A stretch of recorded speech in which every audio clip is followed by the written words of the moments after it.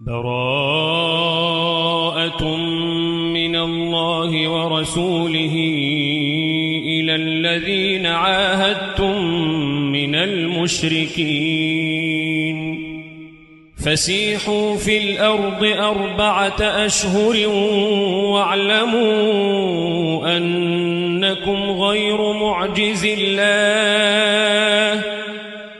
واعلموا أنكم غير معجز الله وأن الله مخزي الكافرين وأذان من الله ورسوله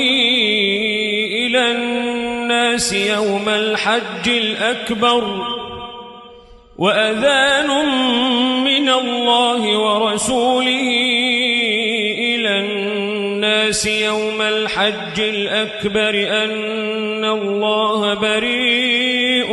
من المشركين ورسوله فإن تبتم فهو خير لكم وإن توليتم فاعلموا أنكم غير معجز الله وبشر الذين كفروا بعذاب أليم إلا الذين عاهدتم من المشركين ثم لم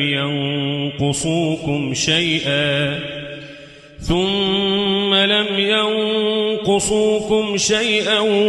ولم يظاهروا عليكم أحدا فأتموا إليهم عهدهم إلى مدتهم إن الله يحب المتقين فإذا انسلخ الأشهر الحرم فاقتلوا المشركين حيث وجدتموهم وخذوهم واحصروهم واقعدوا لهم كل مرصد فإن تابوا وأقاموا الصلاة وآتوا الزكاة فخلوا سبيلهم إن الله غفور رحيم وإن أحد من المشركين استجارك فأجره حتى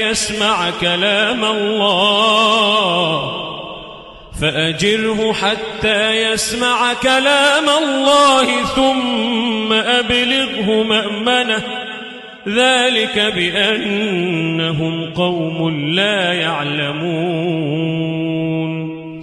كيف يكون للمشركين عهد عند الله وعند رسوله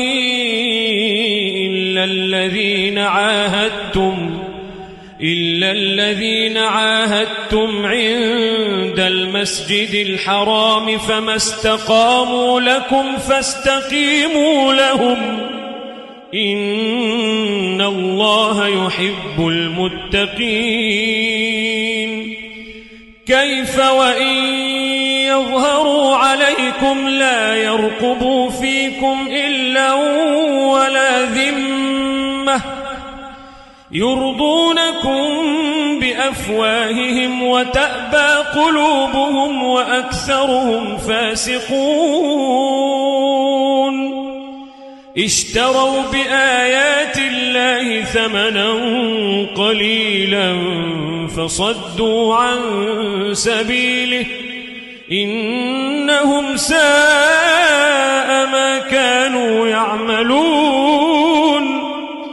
لا يرقبون في مؤمن إلا ولا ذمة وأولئك هم المعتدون فإن تابوا وأقاموا الصلاة وآتوا الزكاة فإخوانكم في الدين ونفصل الآيات لقوم يعلمون وإن نكثوا أيمانهم من بعد عهدهم وطعنوا في دينكم فقاتلوا أئمة الكفر إنهم لا أيمان لهم لعلهم ينتهون ألا تقاتلون قوما نكثوا أيمانهم وهموا بإخراج الرسول وهم بدؤوكم أول مرة أتخشونهم فالله أحق أن تخشوه إن كنتم مؤمنين قاتلوهم يعذبهم الله بأيديكم ويخزهم وينصركم عليهم ويشف صدور قوم مؤمنين ويذهب غيظ قلوبهم ويتوب الله على من يشاء والله عليم حكيم أم حسبتم أن تتركوا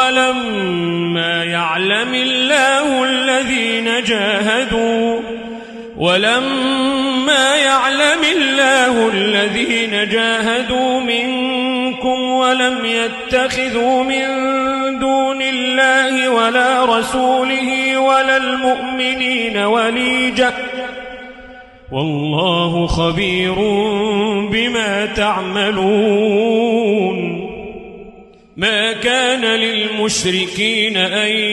يعمروا مساجد الله شاهدين على أنفسهم بالكفر أولئك حبطت أعمالهم وفي النار هم خالدون إنما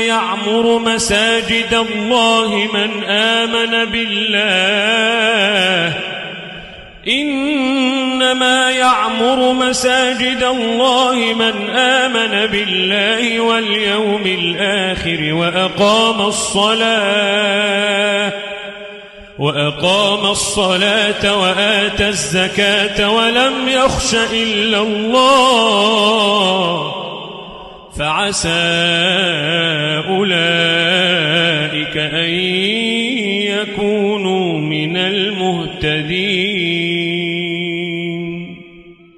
أجعلتم سقاية الحاج وعمارة المسجد الحرام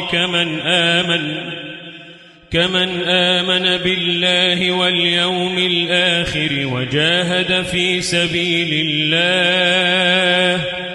لا يستوون عند الله والله لا يهدي القوم الظالمين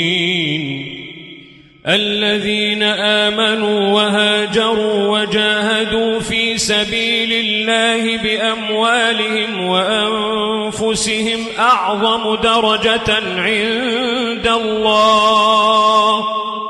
وأولئك هم الفائزون يبشرهم ربهم برحمة منه ورضوان وجنات لهم فيها نعيم مقيم خالدين فيها أبدا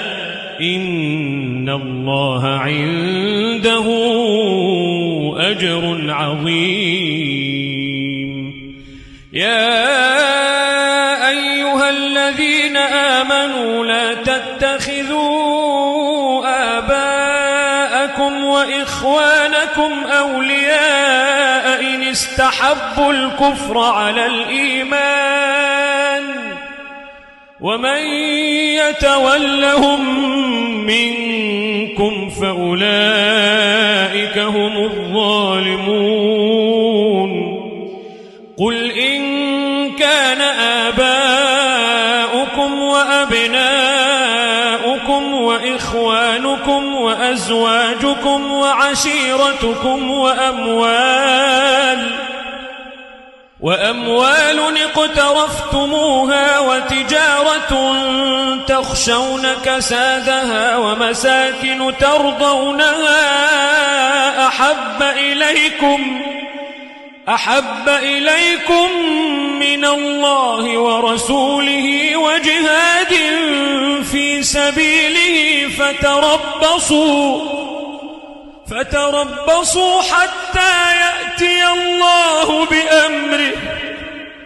والله لا يهدي القوم الفاسقين. لقد نصركم الله في مواطن كثيرة ويوم حنين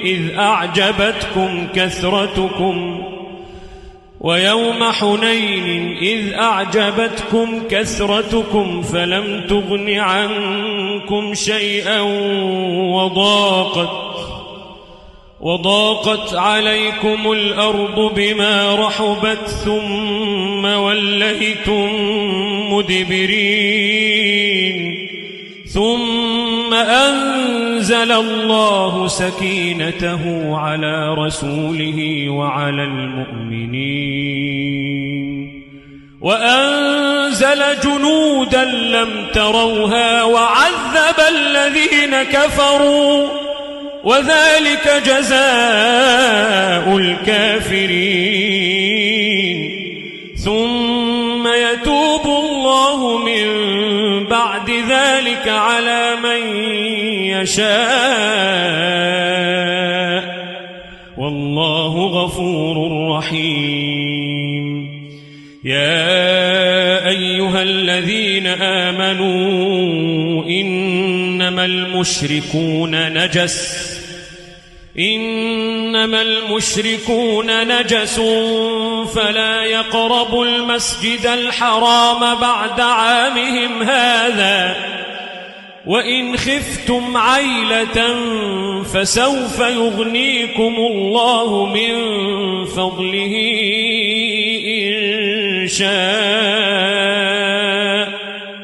إن الله عليم حكيم. قاتلوا الذين لا يؤمنون بالله ولا باليوم الآخر ولا يحرمون ما حرم الله ورسوله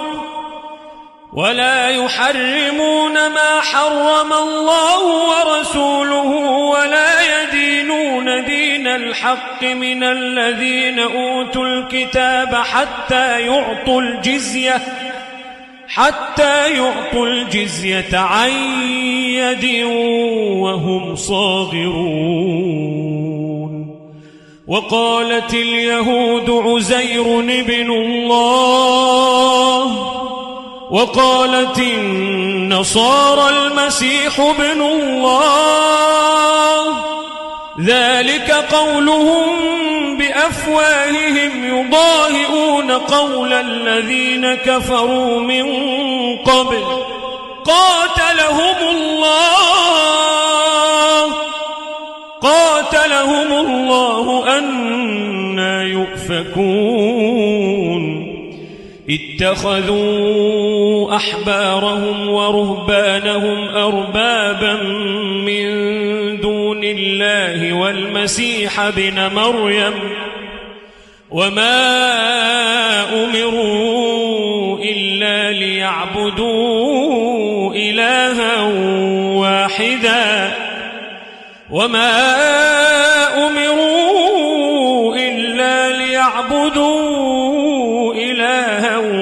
واحدا لا إله إلا هو سبحانه عما يشركون. يريدون أن يطفئوا نور الله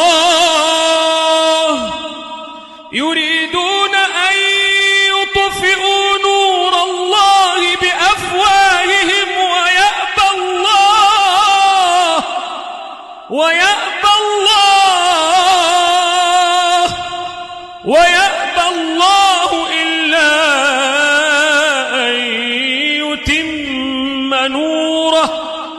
إلا أن ليتم نوره ولو كره الكافرون هو الذي أرسل رسوله بالهدى ودين الحق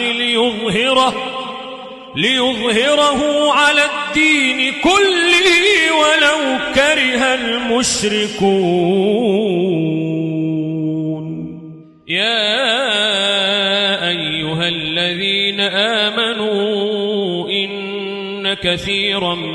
من الأحبار والرهبان ليأكلون أموال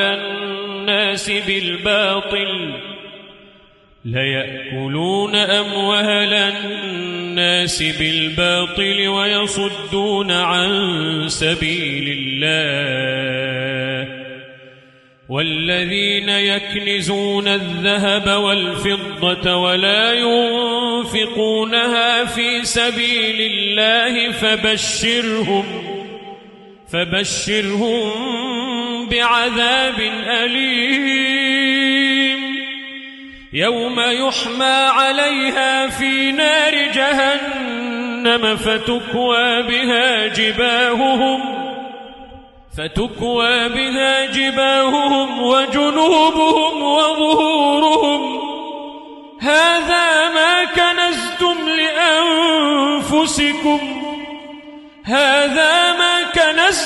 لأنفسكم فذوقوا ما كنتم تكنزون إن عدة الشهور عند الله 12 شهرا في كتاب الله يوم خلق السماوات والأرض منها 4 حرم ذلك الدين القيم فلا تظلموا فيهن أنفسكم وقاتلوا المشركين كافة كما يقاتلونكم كافة واعلموا أن الله مع المتقين إنما النسيء زيادة في الكفر يضل به الذين كفروا يحلونه عاما ويحرمونه عاما ليواطئوا عدة ما حرم الله فيحلوا ما حرم الله زين لهم سوء أعمالهم والله لا يهدي القوم الكافرين يا أيها الذين آمنوا ما لكم إذا قيل لكم انفروا في سبيل الله اثاقلتم إلى الأرض أرضيتم بالحياة الدنيا من الآخرة فما متاع الحياة الدنيا في الآخرة إلا قليل إلا تنفروا يعذبكم عذابا أليما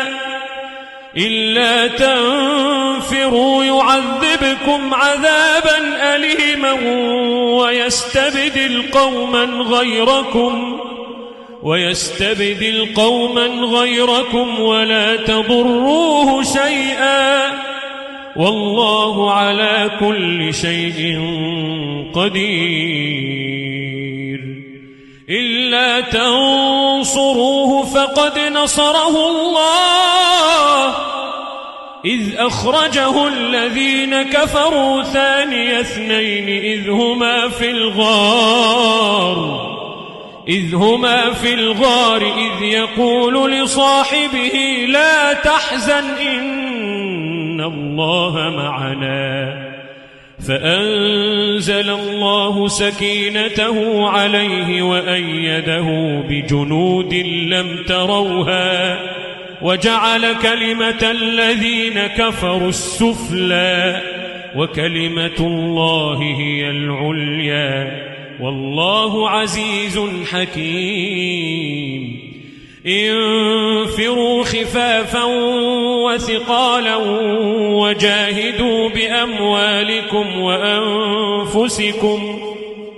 وجاهدوا بأموالكم وأنفسكم في سبيل الله ذلكم خير لكم إن كنتم تعلمون لو كان عرضا قريبا وسفرا قاصدا لاتبعوك ولكن بعدت عليهم الشقة وسيحلفون بالله لو استطعنا لخرجنا معكم يهلكون أنفسهم والله يعلم إنهم لكاذبون عفى الله عنك لم أذنت لهم حتى يتبين لك الذين صدقوا وتعلم الكاذبين لا يستأذنك الذين يؤمنون بالله واليوم الآخر أن يجاهدوا بأموالهم وأنفسهم والله عليم بالمتقين إنما يستأذنك الذين لا يؤمنون بالله واليوم الآخر وارتابت قلوبهم فهم في ريبهم يترددون ولو أرادوا الخروج لأعدوا له عدة ولكن كره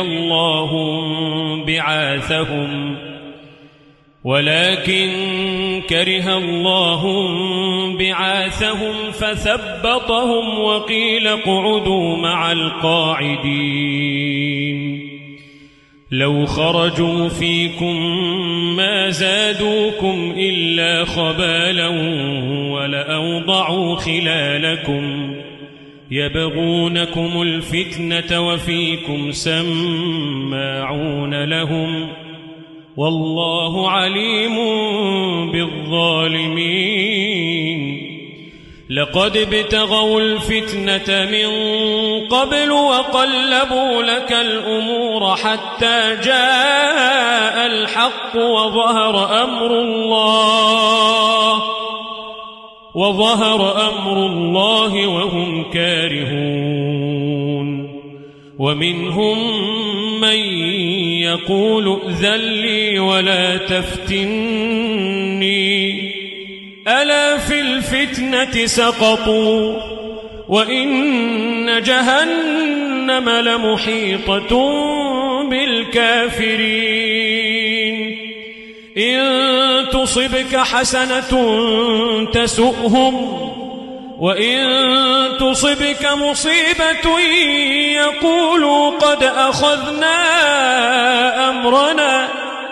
يقولوا قد أخذنا أمرنا من قبل ويتولوا وهم فرحون قل لن يصيبنا إلا ما كتب الله لنا هو مولانا قل لن يصيبنا إلا ما كتب الله لنا هو مولانا وعلى الله فليتوكل المؤمنون قل هل تربصون بنا إلا إحدى الحسنيين ونحن نتربص بكم أن يصيبكم الله بعذاب من عنده أو بأيدينا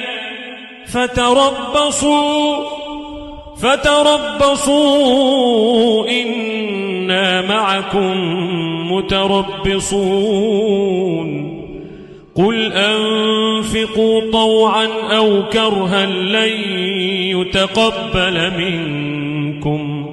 إنكم كنتم قوما فاسقين وما منعهم أن تقبل منهم نفقاتهم إلا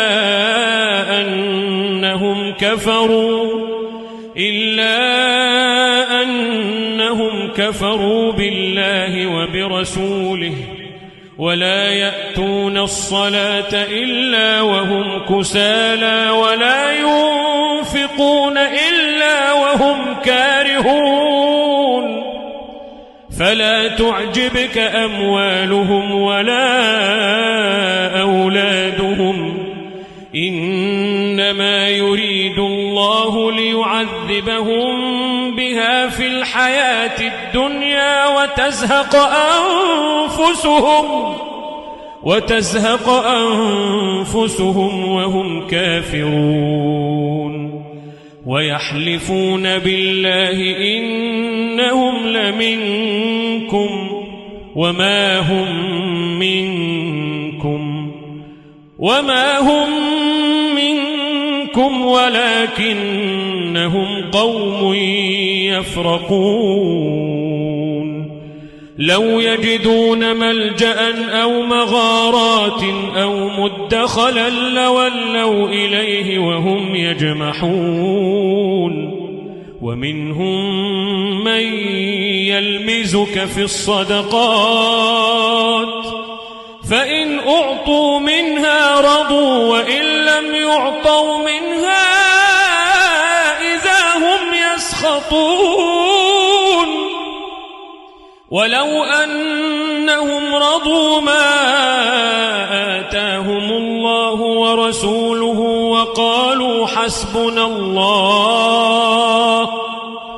وقالوا حسبنا الله سيؤتينا الله من فضله ورسوله إنا إلى الله راغبون إنما الصدقات للفقراء والمساكين والعاملين عليها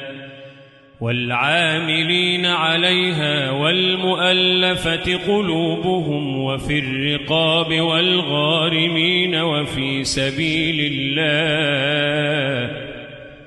وفي سبيل الله وابن السبيل فريضة من الله والله عليم حكيم ومنهم الذين يؤذون النبي ويقولون هو أذن قل أذن خير لكم يؤمن بالله ويؤمن للمؤمنين ورحمة للذين آمنوا منكم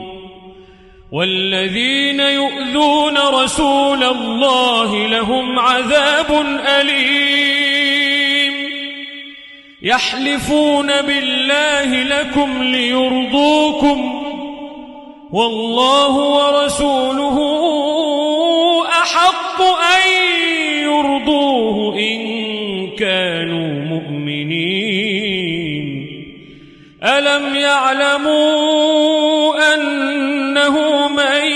يحادد الله ورسوله فأن له نار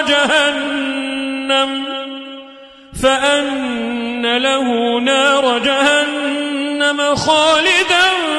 فيها ذلك الخزي العظيم يحذر المنافقون أن تنزل عليهم سورة تنبئهم بما في قلوبهم قل استهزئوا إن الله مخرج ما تحذرون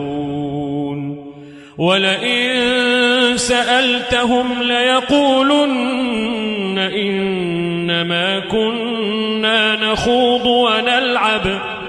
قل أبالله وآياته ورسوله كنتم تستهزئون لا تعتذروا لا تعتذروا قد كفرتم بعد إيمانكم إن نعف عن طائفة منكم نعذب طائفة بأنهم كانوا مجرمين المنافقون والمنافقات بعضهم من بعض يأمرون بالمنكر وينهون عن المعروف ويقبضون أيديهم نسوا الله فنسيهم إن المنافقين هم الفاسقون وعد الله المنافقين والمنافقات والكفار نار جهنم خالدين فيها هي حسبهم ولعنهم الله ولهم عذاب مقيم كالذين من قبلكم كانوا أشد منكم قوة وأكثر أموالا وأولادا فاستمتعوا بخلاقهم فاستمتعتم بخلاقكم كما استمتع الذين من قبلكم بخلاقهم وخضتم كالذي خاضوا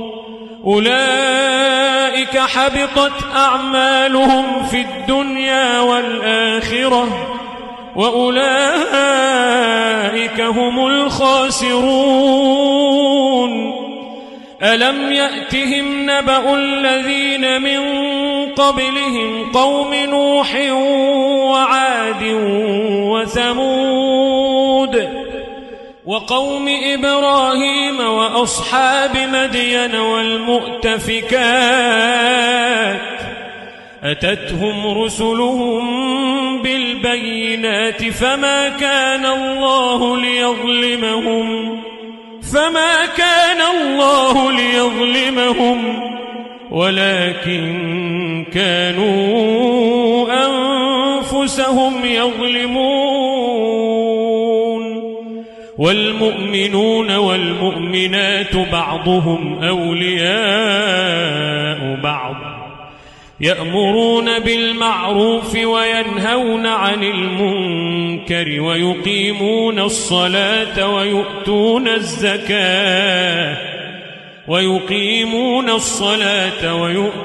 الزكاة ويطيعون الله ورسوله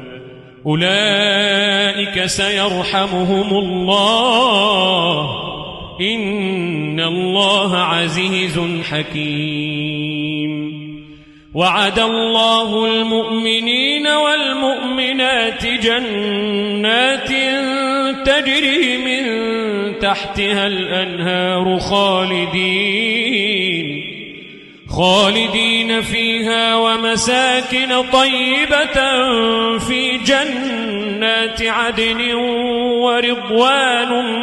من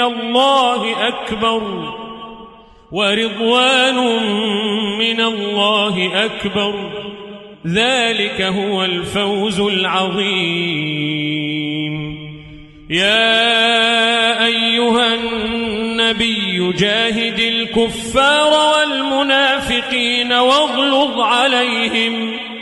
واغلظ عليهم ومأواهم جهنم وبئس المصير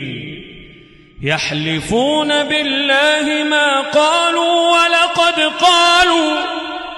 ولقد قالوا كلمة الكفر وكفروا بعد إسلامهم وهموا بما لم ينالوا وما نقموا إلا أن أغناهم الله ورسوله من فضله فإن يتوبوا يك خيرا لهم وإن يتولوا يعذبهم الله عذابا أليما في الدنيا والآخرة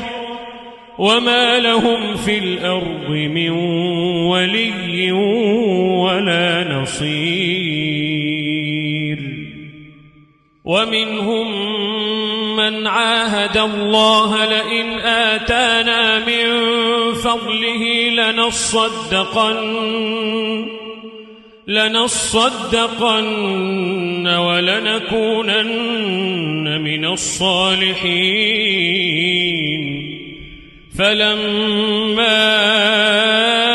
آتاهم من فضله بخلوا به وتولوا وهم معرضون. فأعقبهم نفاقا في قلوبهم إلى يوم يلقونه بما أخلفوا الله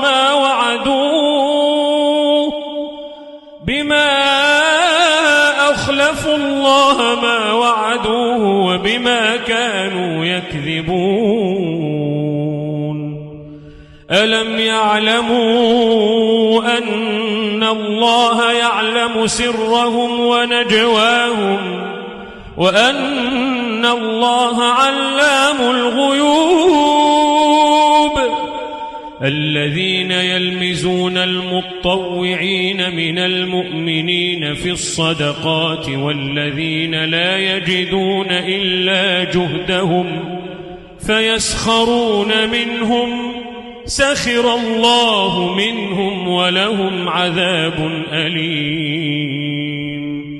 استغفر لهم أو لا تستغفر لهم إن تستغفر لهم 70 مرة فلن يغفر الله لهم ذلك بأنهم كفروا بالله ورسوله والله لا يهدي القوم الفاسقين. فرح المخلفون بمقعدهم خلاف رسول الله وكرهوا أن يجاهدوا بأموالهم وأنفسهم في سبيل الله وقالوا لا تنفروا في الحر قل نار جهنم أشد حرا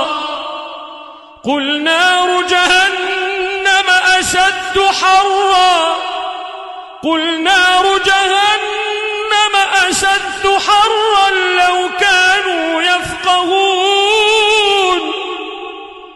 قل نار جهنم أشد حرا لو كانوا يفقهون.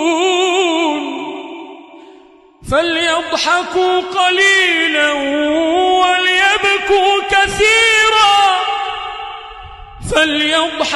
قليلا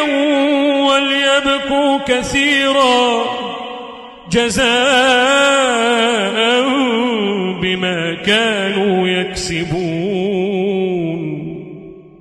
فإن رجعك الله إلى طائفة منهم فاستأذنوك للخروج فقل لن تخرجوا معي أبدا ولن تقاتلوا معي عدوا إنكم رضيتم بالقعود أول مرة فاقعدوا مع الخالفين. ولا تصل على أحد منهم مات أبدا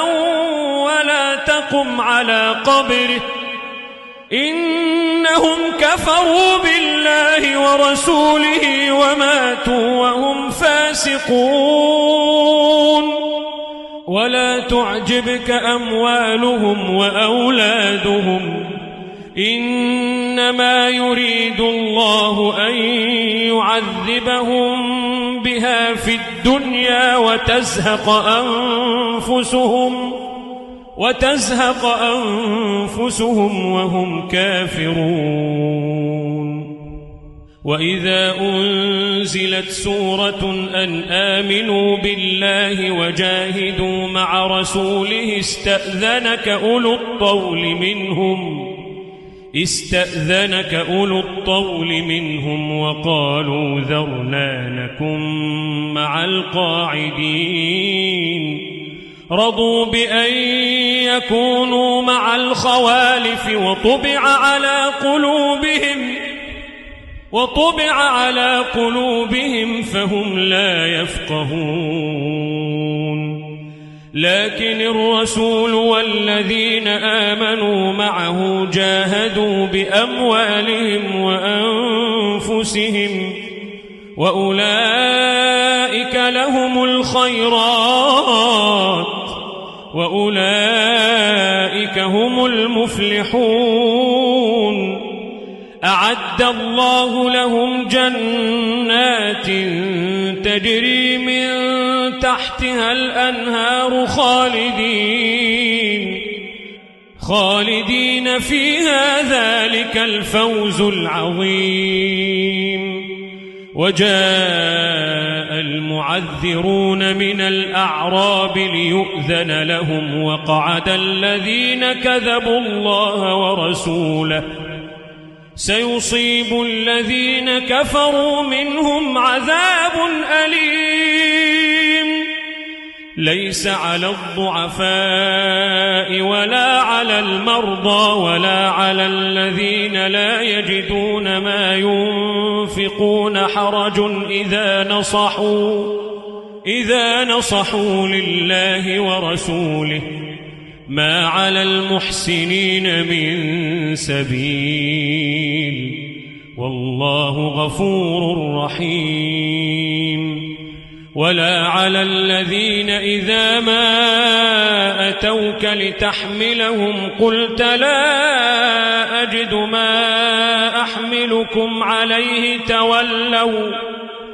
تولوا وأعينهم تفيض من الدمع حزنا ألا يجدوا ما ينفقون إنما السبيل على الذين يستأذنونك وهم أغنياء رضوا بأن يكونوا مع الخوالف وطبع الله على قلوبهم فهم لا يعلمون يعتذرون إليكم إذا رجعتم إليهم قل لا تعتذروا لن نؤمن لكم قد نبأنا الله من أخباركم وسيرى الله عملكم ورسوله ثم تردون إلى عالم الغيب والشهادة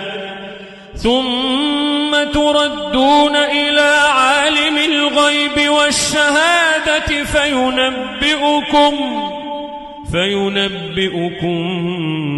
بما كنتم تعملون سيحلفون بالله لكم إذا انقلبتم إليهم لتعرضوا عنهم فأعرضوا عنهم إنهم رجس ومأواهم جهنم جزاء بما كانوا يكسبون يحلفون لكم لترضوا عنهم فإن ترضوا عنهم فإن الله لا يرضى عن القوم الفاسقين الأعراب أشد كفرا ونفاقا وأجدر ألا يعلموا حدود ما أنزل الله على رسوله والله عليم حكيم ومن الأعراب من يتخذ ما ينفق مغرما ويتربص بكم الدوائر عليهم دائرة السوء والله سميع عليم. ومن الأعراب من يؤمن بالله واليوم الآخر ويتخذ ما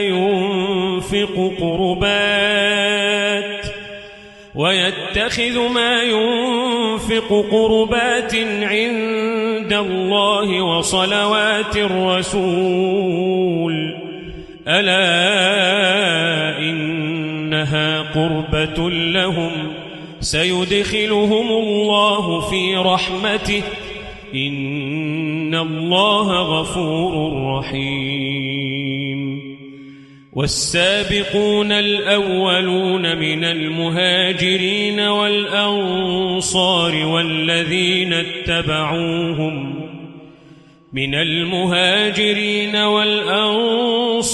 والذين اتبعوهم بإحسان رضي الله عنهم ورضوا عنه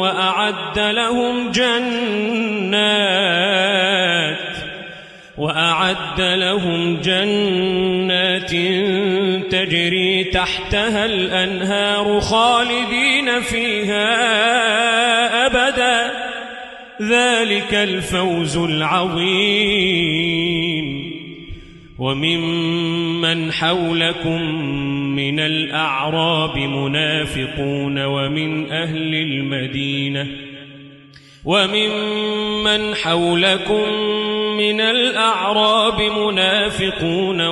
أهل المدينة مردوا على النفاق لا تعلمهم نحن نعلمهم سنعذبهم مرتين ثم يردون إلى عذاب عظيم. وآخرون اعترفوا بذنوبهم خلطوا عملا صالحا وآخر سيئا عسى الله أن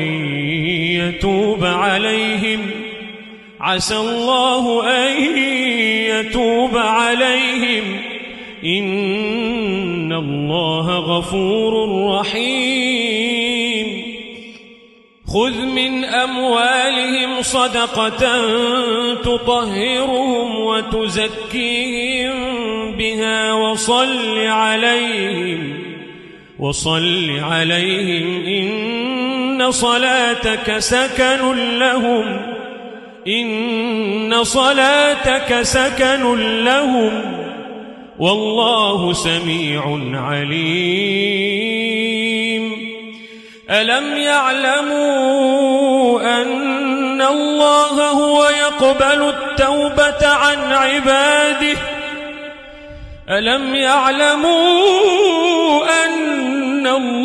هو يقبل التوبة عن عباده ويأخذ الصدقات وأن الله هو التواب الرحيم. وقل اعملوا فسيرى الله عملكم ورسوله والمؤمنون وستردون إلى عالم الغيب والشهادة فينبئكم بما كنتم تعملون. وآخرون مرجون لأمر الله إما يعذبهم وإما يتوب عليهم والله عليم حكيم. والذين اتخذوا مسجدا ضرارا وكفرا وتفريقا بين المؤمنين وإرصادا لمن حارب الله ورسوله من قبل وليحلفن إن أردنا إلا الحسنى والله يشهد إنهم لكاذبون. لا تقم فيه أبدا لمسجد أسس على التقوى من أول يوم أحق أن تقوم فيه رجال يحبون أن يتطهروا والله يحب المطهرين أفمن أسس بنيانه على تقوى من الله ورضوان خير أم من أسس بنيانه على شفا جرف هار فانهار به في نار جهنم والله لا يهدي القوم الظالمين لا يزال بنيانهم الذي بنوا ريبة في قلوبهم إلا أن تقطع قلوبهم والله عليم حكيم إن الله اشترى من المؤمنين أنفسهم وأموالهم بأن لهم الجنة يقاتلون في سبيل الله فيقتلون ويقتلون وعدا عليه حقا في التوراة والإنجيل والقرآن ومن أوفى بعهده من الله فاستبشروا ببيعكم الذي بايعتم به وذلك هو الفوز العظيم التائبون العابدون الحامدون السائحون الراكعون الساجدون الآمرون بالمعروف والناهون عن المنكر والحافظون لحدود الله وبشر المؤمنين ما كان للنبي والذين آمنوا أن يستغفروا للمشركين ولو كانوا أولي قربى من بعد ما تبين لهم أنهم أصحاب الجحيم وما كان استغفار إبراهيم لأبيه إلا عن موعدة وعدها إياه فلما تبين له أنه عدو لله تبرأ منه إن إبراهيم لأواه حليم وما كان الله ليضل قوما بعد إذ هداهم حتى يبين لهم ما يتقون إن الله بكل شيء عليم إن الله له ملك السماوات والأرض يحيي ويميت وما لكم من دون الله من ولي ولا نصير لقد تاب الله على النبي والمهاجرين والأنصار الذين اتبعوه في ساعة العسرة من بعد ما كاد يزيغ قلوب فريق منهم ثم تاب عليهم إنه بهم رؤوف رحيم وعلى الثلاثة الذين خلفوا حتى إذا ضاقت عليهم الأرض بما رحبت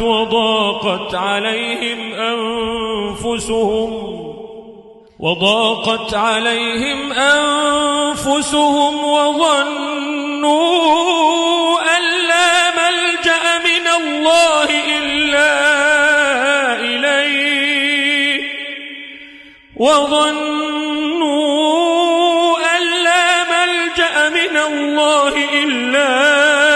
إليه ثم تاب عليهم ليتوبوا إن الله هو التواب الرحيم. يا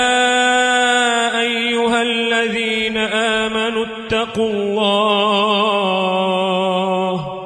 اتقوا الله وكونوا مع الصادقين.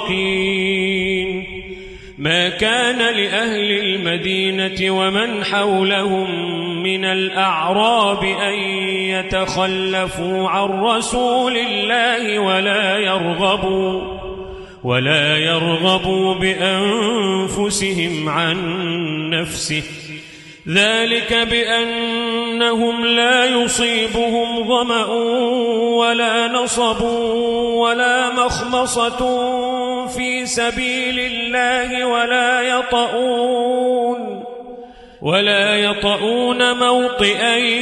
يغيظ الكفار ولا ينالون من عدو نيلا إلا كتب لهم به عمل صالح. إن الله لا يضيع أجر المحسنين. ولا ينفقون نفقة صغيرة ولا كبيرة ولا يقطعون واديا إلا كتب لهم ليجزيهم الله أحسن ما كانوا يعملون. وما كان المؤمنون لينفروا كافة فلولا نفر من كل فرقة منهم طائفة ليتفقهوا في الدين ولينذروا قومهم إذا رجعوا إليهم لعلهم يحذرون. يا أيها الذين آمنوا قاتلوا الذين يلونكم من الكفار وليجدوا فيكم غلظة واعلموا أن الله مع المتقين. وإذا ما أنزلت سورة فمنهم من يقول أيكم زادته هذه إيمانا فأما الذين آمنوا فزادتهم إيمانا وهم يستبشرون. وأما الذين في قلوبهم مرض فزادتهم رجسا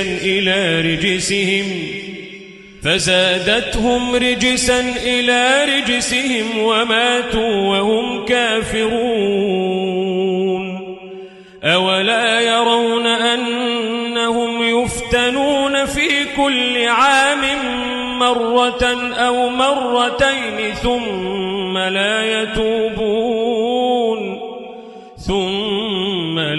يتوبون ولا هم يذكرون. وإذا ما أنزلت سورة نظر بعضهم إلى بعض هل يراكم من أحد ثم انصرفوا صرف الله قلوبهم بأنهم قوم لا يفقهون.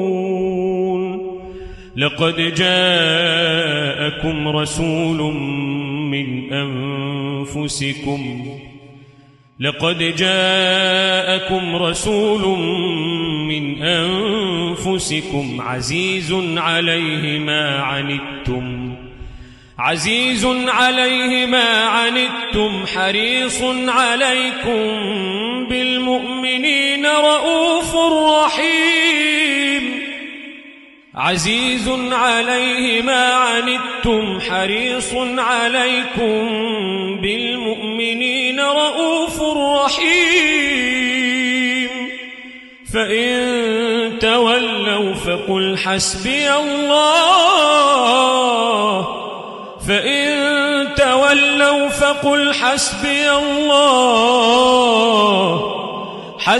الله لا إله إلا هو عليه توكلت وهو رب العرش العظيم.